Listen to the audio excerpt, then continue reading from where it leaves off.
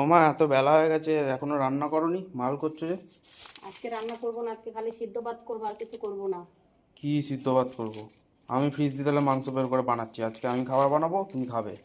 বানাতে পারবি না মাংস? হ্যাঁ গো, পারবো আমি। দেখ ওখানে বানা, যা পারিস তাই কর। ঠিক আছে। কিরে, রান্না কত দূর হলো? এই তো মাংস করছি।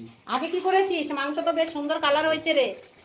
এটা কি রান্না করেছিস? চাল কুমড়ো ভাজা আমি কুচিয়ে রেখেছিলাম, না তুই কুচিয়েছিস? আমি কুচিয়েছি। তুই কুচিয়েছিস, আর কি করেছিস? ঠেসা মাছ ভাজা, দারুণ হয়েছে মাছটা ভাজা। মাংসটা তো হেভি সুন্দর হয়েছে, ভালোই তো রান্না করতে শিখেছিস রে মায়ের দেখে দেখে। ভালোই হয়েছে, কষ্ট হবে না, আমি কাজ করবো, এবার থেকে তুই রান্না করবি, ঠিক আছে?